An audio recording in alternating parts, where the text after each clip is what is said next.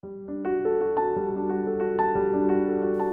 함께 묵상할 성경 말씀은 디도서 3장 1절에서 15절 말씀입니다.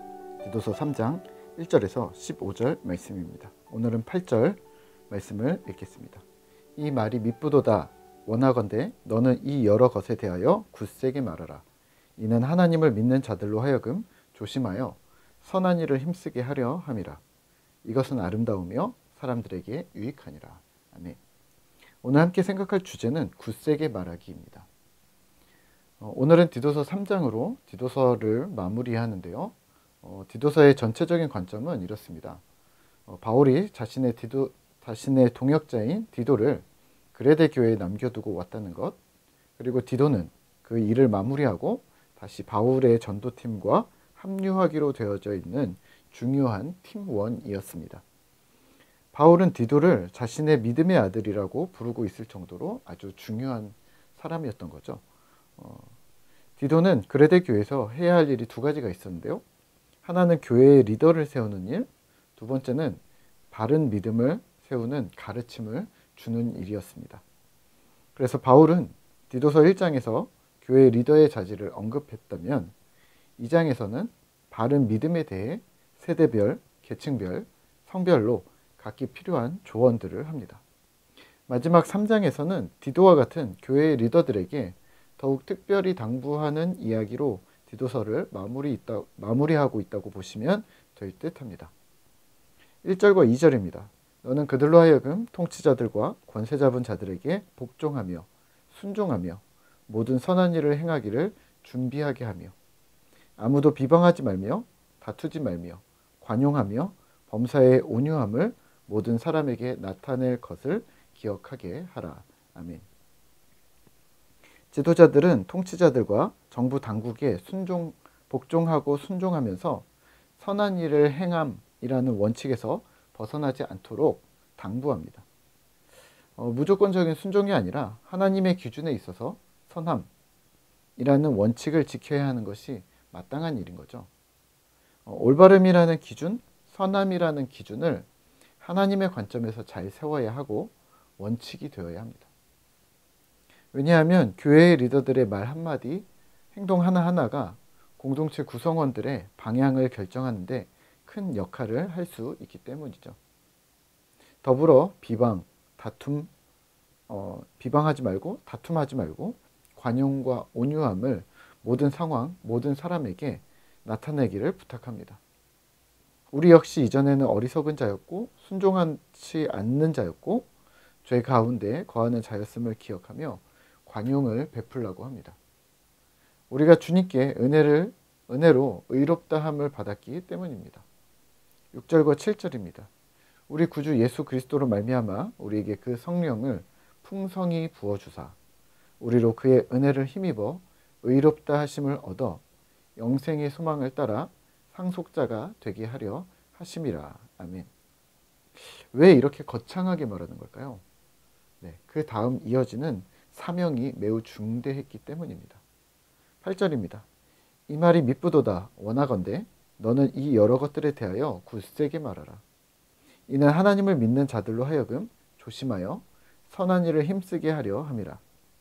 이것은 아름다우며 사람들에게 유익하니라. 아멘. 이 말이 미쁘도다. 미쁘다는 말은 믿음직스럽다, 믿을만하다라는 뜻입니다. 무엇이요? 은혜로 복음에 들어왔다는 이 엄청난 사실은 우리가 어떤 일을 행하기에 충분히 든든히 의지할 만한 근거가 된다는 말입니다. 그러면 어떤 일을 행하라고 독려하는 걸까요? 굳세게 말하기입니다. 굳세게 말한다는 말은 무슨 뜻일까요? 세게 말하라는 말일까요? 아니면 크게 말하라는 걸까요? 왁자지껄 힘차게 구호 외치듯 소리를 모으면 굳세게 말하는 것이 되는 걸까요? 굳세다라는 단어는 굳세다, 꿋꿋하다, 굳센 의지 이런 부분으로 이해하셔야 합니다. 성경에서는 이 단어를 강력하게 요구하다, 또 계속해서 주장하라, 또 확언하라, 흔들리지 말라는 의미로 쓰입니다. 그러니까 지속적으로 흔들리지 말고 담대하게 바른 교훈과 바른 삶에 대해서 꿋꿋이 말하라는 뜻입니다. 그레데라는 도시의 완악함과 고집스러움과 이를 방해하는 다른 가르침들에 대해 주눅들지 말고 굳세게 꿋꿋이 말하라는 뜻이죠. 그러면 오늘 말씀을 묵상하며 우리는 무엇을 기억하고 행동해야 할까요? 굳세게 말하기를 오늘 2023년으로 3년의 시대 상황으로 좀 더 맞춰보면 어떨까요? 저라면 굳세게 말하기를 꾸준히 말하기라고 바꾸겠습니다. 오해하지 마시죠. 크게 말하는 거 아니고 전단지 돌리는 거 아니고 TV나 버스, 엘리베이터에 광고판 붙이는 거 아니고 차에 교회 이름 붙이는 거 아니고 단지 할 일을 묵묵히 꾸준히 하는 것입니다. 혹자는 너무 기가 죽은 거 아니냐라고 할 수 있습니다. 또 혹자는 할 수 있는 것이 그것뿐인 거냐 아니냐고 비아냥거릴 수도 있습니다. 하지만 우리는 말씀을 쌓는 겁니다. 내실을 다지는 겁니다. 그리고 우리가 얼마나 탄탄해졌는지를 기록을 남기는 겁니다. 얼마 전에 읽은 거인의 노트라는 책에서는 김익한 교수의 말 중에 저와 생각을 같이 하는 부분이 있었습니다. 흔적을 남기는 겁니다. 오늘은 무엇을 했고 어제는 무엇을 했고 어떤 것을 행동하면서 우리에게 어떤 기억이 남았고 그 남은 흔적을 꾸준히 남기는 것이 힘이 될 것이라고 말합니다. 그리고 그 힘은 절대로 변치 않을 데이터베이스가 될 것이라는 말도 했습니다. 네, 바로 그거죠. 어떤 교회는 이런 데이터베이스가 없어서 작년 교회 주보를 보고 올해 무엇을 행동해야 할지 지침으로 삼습니다. 어떤 교회는 작년 목회 계획을 계속해서 복사해서 갖다 붙입니다. 연도만 바뀌는 거죠. 2022년, 2023년, 2024년. 데이터베이스가 없으면 그럴 수 있죠. 네. 여기서 문제는 발전을 위한 기록과 수정, 방향 재설정이 없다는 것이 문제입니다. 10년 전에 설정해 놓은 그 방향을 그냥 계속 가고 있는 거죠. 교회뿐일까요? 신자의 삶도 마찬가지 아닙니까? 작년, 재작년의 신앙생활을 반복하고 있는 건 아니신죠?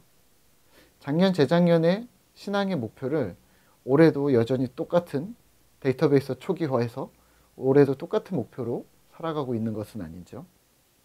그걸 우리가 꾸준함이라고 부를 수 있을까요? 네, 그건 꾸준함이 아니라 정형화입니다.